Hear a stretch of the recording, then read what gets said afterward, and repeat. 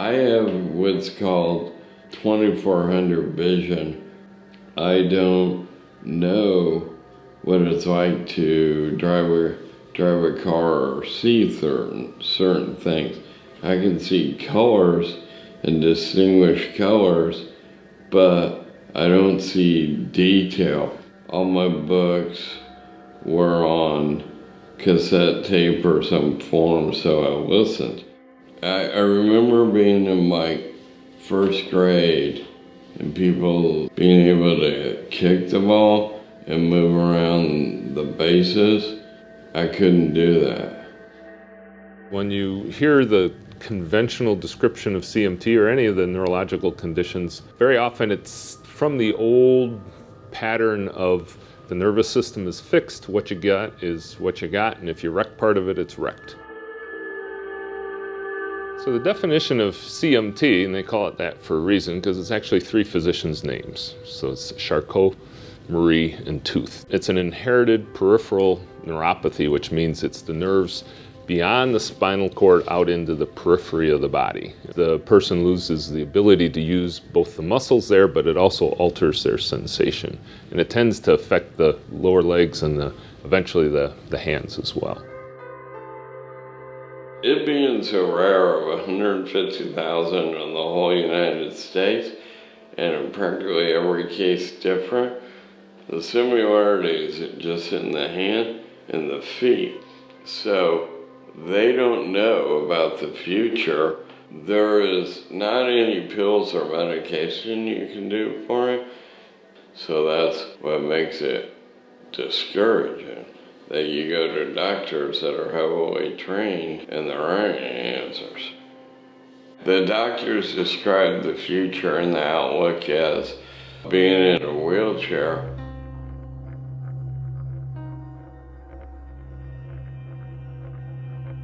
Well, what we end up doing then, conventional physical therapy would be you mechanically change things. Somebody's got tight muscles, you stretch them. Somebody's got weakness, you strengthen them, those sorts of things. So part of what I've developed, I've called a DSR method. And so the method then is not so much how to do it, but how to change yourself. And so we talk about when you change the way you practice for yourself in a yoga-based, you change how you then behave, and when you behave, then you interface with the patient different.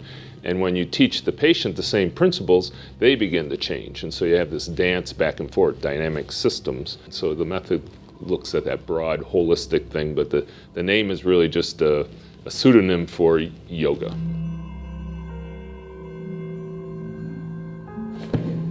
I teach at a myriad of places. I'm at a gym in Scottsdale. I also find a lot of reward at a drug and alcohol treatment center. I have known Shawn Sullivan for 8 years, and I met him in the program. He was a very angry individual when I first met him. Very angry. He was depressed. He had good days and he had bad days. I met Shawn. He called me to schedule a massage therapy appointment. Just through there, we really got to know each other and all that we have in common.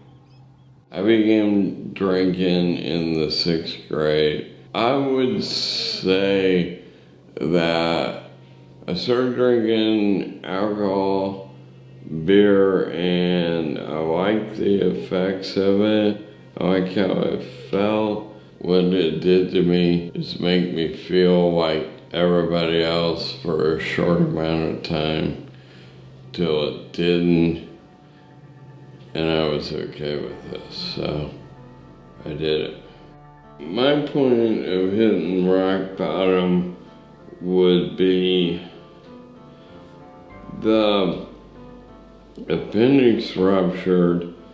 The doctor said it was an accident and a fluke situation, and I knew since I'd been drinking for so long that it most likely because of the alcohol, so that I thought that was a sign from God. When I came out of the hospital alive, I knew that I needed to stop. I believe in yoga because of what I've seen in Shawn's life and so many others' lives, and especially at the Addiction Recovery Center, just seeing people at their absolute lowest and growing through the tools of recovery that do include the yoga. We've had a lot of long talks, but I believe yoga was the change for him. I believe yoga was the change for him. I met Shawn through this project. Lorenzo actually reached out and mentioned that he had an opportunity to teach someone Acro Yoga who was very excited about the idea of connection and community and how yoga had brought people into his life. That's definitely something that's a big passion of mine, is the connective aspects of yoga.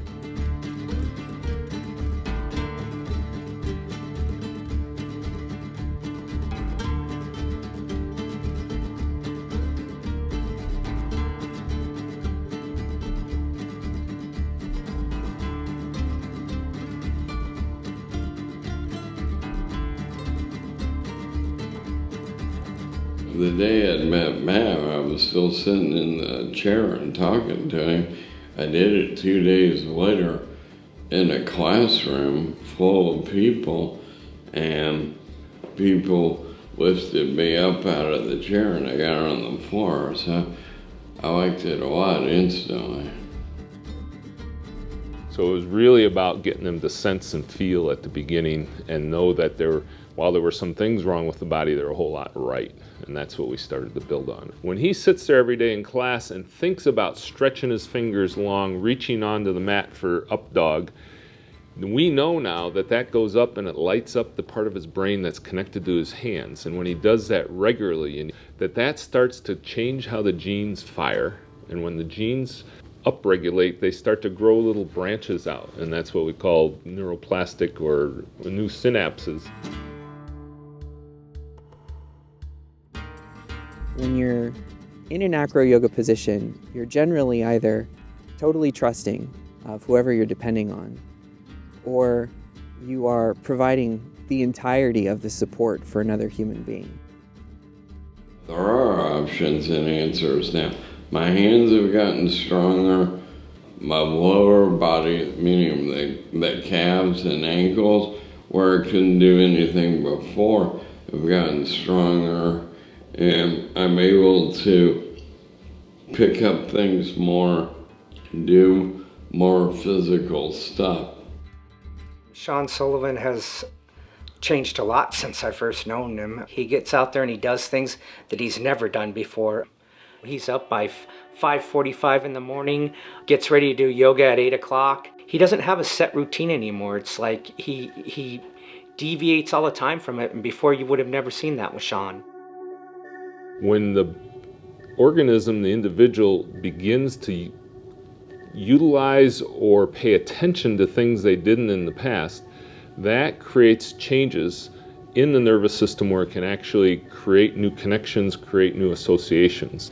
He is experiencing fully his whole body, rather than generally it's this kind of retreating process where the person gets smaller and smaller and they just kind of live behind their eyes. Instead, he's expanded his reality, not just by some new agey thing, but we could demonstrate, if we had the right equipment, that he's actually changed how his nervous system's wired. And so it really gives hope, even within a constrained body, that you can have this full body experience. Just the willingness to go to different parts of the state, that was never Shawn, I mean, there are times where, there's certain guys that work a 24-hour shift with him that he'll go get in the van and all of a sudden they'll end up in Prescott or Flagstaff or even Tucson for the night. Initially, he would bounce from maybe to a restaurant to an AA meeting and that was kind of his life. Now he goes to yoga nearly every day. He has friends at the various yoga studios. They know him, they speak to him coming in and out, and seeing him be able to move ahead with relationships and expand the relationships to include even, this type of project. That's so key when much of life seems to be betraying you to be able to find that purpose principle.